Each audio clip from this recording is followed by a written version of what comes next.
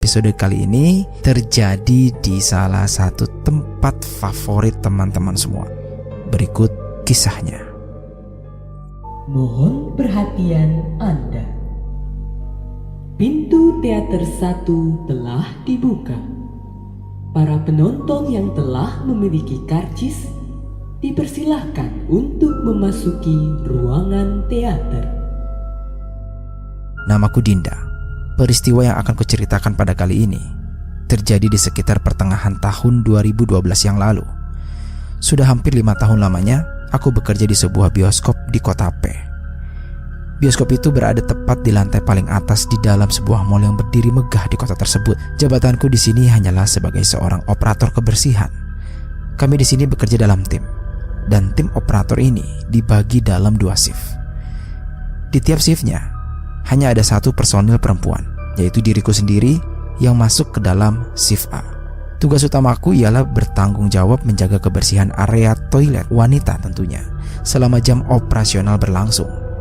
Itu tadi sedikit gambaran mengenai pekerjaanku selama masih menjadi karyawan di sana. Di suatu siang hari yang sepi, aku melihat beberapa teman berkumpul di meja security tepat di sebelah pintu masuk bioskop. Kelihatannya mereka ini sedang membicarakan sesuatu dengan seorang pengunjung. Karena diriku ini punya rasa penasaran yang lumayan besar, aku pun ikut bergabung dengan mereka. Mungkin saja ada topik yang menarik, pikirku pada saat itu. Soalnya aku terkadang bosan juga dengan pembicaraan teman-teman di sini. Topiknya selalu itu-itu saja. Kalau nggak soal cinta lokasi antar sesama karyawan, ya paling soal mereka berebut pelanggan saat ngecalo tiket. Dengan jiwa kepo, ku dekati mereka yang masih serius mengobrol. Si pengunjung wanita itu memperlihatkan sesuatu di HP BlackBerry-nya. Sebuah foto. Aku pun turut serta melihat foto itu. Kulihat foto tersebut merupakan foto selfie si pengunjung itu yang sedang memotret dirinya sendiri dengan posisi menghadap ke suatu cermin setinggi badan. Sepertinya aku tahu lokasi di mana ia berselfie itu. Ini kan toilet wanita di bioskop ini, kataku. Coba kau lihat di belakangnya, suruh temanku. Kuperhatikan foto yang nampak agak buram tersebut. Aku pun tersentak. Jadi di dalam foto itu, selain pengunjung tadi yang sedang selfie, di situ terlihat ada sosok wanita lain yang ikut berfoto juga di sana. Namun kesannya sungguh sangat terasa janggal. Memang agak terlihat sedikit blur sih, tapi aku masih bisa melihat jelas sosok ganjil yang berupa seorang wanita itu.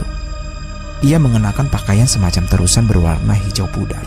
Posisinya ini berdiri menyamping menghadap ke arah cermin yang terletak di wastafel. Karena faktor foto yang agak buram, wajah wanita itu tak dapat dilihat dengan jelas. Hanya tampak putih di wajah dan bagian bawah tubuhnya pun juga terlihat mengabur. Aku kaget. Baru sekali ini aku melihat foto yang kata mereka adalah sebuah penampakan di tempatku biasa bekerja. Kemudian aku tanyakan lagi perihal mengenai foto aneh tersebut kepada pengunjung tadi. Ia pun mengulangi lagi ceritanya. Jadi, menurut cerita si pengunjung ini, sekitar seminggu yang lalu ia menonton sebuah film pada jam show terakhir. Selesai menonton, ia pergi bersih-bersih ke toilet wanita. Seusainya, iseng-iseng ia pun berselfie menghadap cermin tinggi yang memang tersedia di situ. Saat dicek hasilnya, ada sesuatu yang tampak aneh. Tapi saat diperhatikannya benar-benar, ternyata ada yang ikut nimbrung bersamanya di foto tersebut. Dan seingat dia, waktu ia mengambil foto itu memang tidak ada seorang pun yang berada di dalam toilet itu. Hanya ia sendiri. Dan jujur saja, aku bergidik ngeri mendengar cerita itu. Beberapa waktu berlalu kemudian. Hari ini giliran shift kami yang bertugas di sore sampai ke malam harinya. Hampir jam 10 malam. Artinya sebentar lagi loket akan ditutup dan jam show terakhir sudah dimulai sekian menit yang lalu. Pengunjung terbilang sepi malam itu. Mungkin dikarenakan faktor cuaca juga, karena saat itu gerimis sedang turun dengan syahdunya di luar sana. Seperti hari-hari kerja biasanya, sebelum jam operasional berakhir, aku selalu memeriksa lagi area toilet wanita. Nantinya akan sedikit kubersihkan sembari mengumpulkan sampah di dalamnya untuk dibuang esok hari. Dari arah luar pintu toilet, aku mendengar ada seperti suara air yang sepertinya ini mengucur keras. Mungkin ada pengunjung yang memutar keran di wastafel hingga penuh. Padahal kalau diputar sedikit saja, air yang akan keluar sudah cukup deras. Karena mendengar hal itu, Pak Manajer memang pernah mengingatkan kami untuk bersikap agresif jika ada pengunjung yang bertingkah nyeleneh. Jadinya aku pun berniat untuk menegur si pengunjung yang ada di toilet tersebut. Kemudian, kubukalah itu pintu toilet dengan keras. Dan saat pintu terbuka, aku melihat seorang wanita sedang mencuci wajahnya di wastafel itu. Di sana, air membanjiri lantai yang keluar dengan kerasnya dari keran wastafel. Mendadak saja, tubuhku ini tak bisa digerakkan. Aku kaku. Dan aku baru sadar kalau diriku sedang melihat dia. Aku melihat wanita misterius yang sama seperti yang kulihat di foto itu tempo hari. Rambut panjang terurai dan baju hijau yang dipakainya semakin meyakinkanku kalau ia adalah sosok wanita tersebut. Dan wanita itu saat ini masih asik mencuci wajahnya. Posisinya berdiri membelakangi diriku, karena letak wastafel memang berhadapan dengan pintu masuk toilet. Aku gemetar ketakutan, tapi tetap dia mematung. Ingin sekali aku kabur, tapi kaki ini terasa berat untuk melangkah. Mungkin aku dipaksa dia untuk menonton aksinya mencuci muka. Kemudian kuperhatikan bagian badannya. Baju terusan berwarna hijau itu dipenuhi bercak bekas tanah yang mengering, dan tubuhnya hanya terlihat sampai di bagian pinggangnya saja. Tidak ada kaki di situ. Ia menggantung. Setan, jeritku dalam hati. Air mataku kemudian mencucur sangat deras. Dan mendadak ia menghentikan aksinya mencuci muka. Dengan gerak perlahan, ia mengangkat kepalanya dari wastafel yang airnya masih mengucur deras. Aku ingin sekali memejamkan mata ini, tapi entah kenapa aku ini tidak bisa melakukannya. Dan dari arah pantulan kaca di wastafel itu, kini aku bisa melihat jelas wajah wanita tersebut. Tidak kulihat ada hidung, mata, ataupun mulut selayaknya manusia di wajah itu. Ia berwajah datar, tapi aku masih bisa mendengar kikikannya yang pelan di telingaku. Kemudian kepalaku pusing, pandanganku berputar.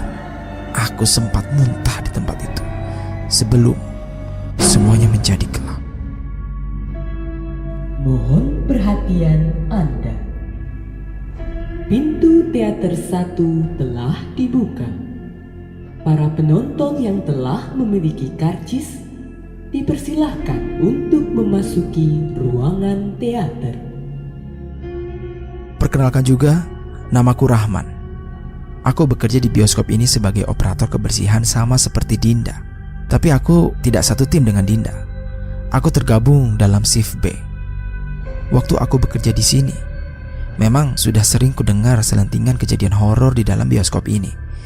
Misalnya, tentang kemunculan penonton gaib yang muncul dalam teater ketika malam, karyawan yang kerasukan ketika sedang haid, dan juga peristiwa yang dialami Dinda beberapa saat lalu.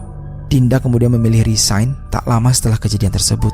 Tapi yang ini dikarenakan ia memang mau menikah juga.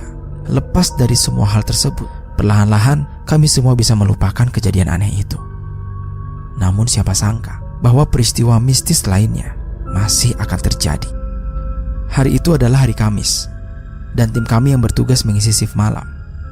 Malamnya, ketika jam operasional selesai, kami terpaksa harus mempersiapkan gedung ini yang esok pagi-pagi sekali akan digunakan. Rencananya akan ada sebuah komunitas yang mau melaksanakan kegiatan nonton bareng. Kegiatan semacam ini termasuk sering diadakan oleh pihak bioskop, dan biasanya juga dilakukan di luar jam operasional. Dan mau tak mau, kami harus pulang jauh lebih malam hari itu. Pada saat itu hampir pukul 1 dini hari, ketika kami mengisi kartu absensi. Begitu kami bersiap hendak pulang, sekonyong-konyong hujan dengan derasnya turun menerpa dari langit. Dan kuputuskan untuk menunggu sejenak, menanti hujan sedikit mereda. Kutunggu hingga hampir 1 jam lamanya, dan hujan pun tak berhenti juga. Beberapa teman yang rumahnya tak seberapa jauh nekat untuk pulang, meninggalkan aku dan 2 teman yang lain. Aku pun masih ragu untuk pulang sekarang, karena jarak rumahku yang paling jauh dibandingkan yang lain. Apalagi malam memang sudah terlalu larut. Akhirnya ku ajak teman-temanku untuk menginap saja, dan mereka pun setuju. Sebelum ini kami memang pernah tidur di sini, ya walaupun gak sering-sering banget. Selain aku dan 2 temanku, ada juga seorang operator film dan seorang security yang ikut menginap di malam ini. Mengingat suasana bioskop yang lumayan angker di saat malam, kami pun memilih untuk tidur di lantai 2-nya saja. Lantai 2 ini merupakan ruang kerja khusus operator yang memutar film. Ruangannya lumayan luas. Ada beberapa kasur tersedia di sana dan juga sebuah kamar mandi. Kami menggelar kasur tak jauh dari tangga yang menghubungkan lantai 1 ke lantai 2 ini. Tak seberapa lama, kulihat teman-teman sudah tertidur pulas. Jelas mereka sangat kelelahan karena harus bekerja ekstra tadinya. Hujan masih turun dengan deras. Sesekali suara guntur bergemuruh di luar sana. Mata ini makin terasa berat. Tak kuasa aku menahan kantuk ini, dan akhirnya aku pun terlelap.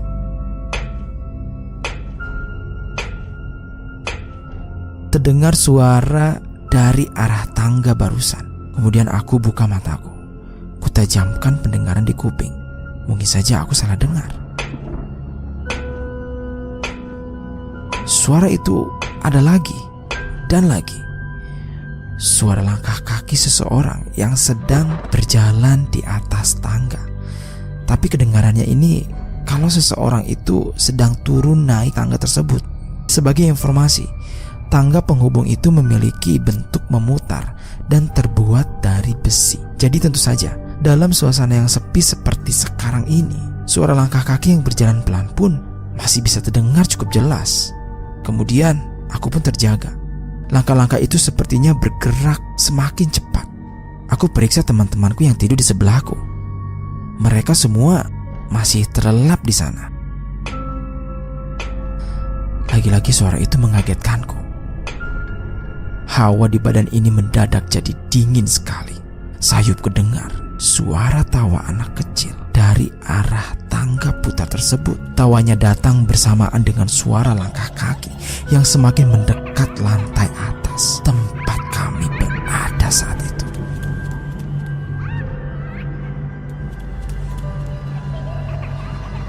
Dua orang bocah muncul dari tangga besi itu. Jelas kalau mereka berdua inilah yang membuat suara ribut barusan. Mereka asik terbahak-bahak sambil menatap dengan mata melotot ke arahku. Saat itu, aku menyadari jika kedua bocah itu bukanlah manusia. Bentuk rupa mereka ini begitu mengerikan. Keduanya berkulit legam seperti arang yang gosong. Mata mereka mencuat keluar, berwarna merah. Bibir mereka pun berbentuk terbalik. Dan wajah kedua bocah itu layaknya seperti orang tua dengan sedikit rambut di kepalanya. Jantungku memompa lebih cepat. Posisiku terduduk di atas kasur tanpa bisa bergerak. Mulut ini terkunci. Suaraku tercekat. Air mataku perlahan mengalir keluar. Aku sungguh sangat ketakutan. Mungkin karena melihat keadaanku yang seperti itu, mereka malah makin keras menertawakanku. Mendadak saja, tiba-tiba mereka berhenti. Mereka menghentikan tawa mereka. Entah kenapa, mereka kemudian terlihat panik sambil melihat ke arah bawah tangga. Dan kemudian kedua makhluk itu tiba-tiba saja kabur ke arah sudut ruangan yang gelap. Mereka tampak ketakutan. Aku yang masih belum paham apa yang sebenarnya terjadi, mencoba untuk menggerakkan tubuh ini. Tapi muncullah sosok lain dari arah tangga yang sama. Nafasku terhenti sejenak dan aku melihat sosok wanita berpakaian hijau kusam dengan tubuh hanya sepinggang melayang ringan di depan mataku. Aku juga yakin sosok ini sepertinya sosok yang sama yang pernah diceritakan Dinda saat ia melihatnya dulu. Wanita ini juga yang membuat kedua anak setan tadi lari ketakutan. Wajar saja, penampilannya ini sangat-sangat mengerikan berkali-kali lipat dibanding mereka. Ia kemudian makin mendekat tempatku berada. Kulihat tidak ada mata ataupun hidung di wajahnya yang menakutkan. Walau tanpa mulut, ia masih bisa tertawa cekikikan. Tubuhku gemetar hebat. Aku ketakutan, sangat-sangat ketakutan. Diriku pun pingsan saat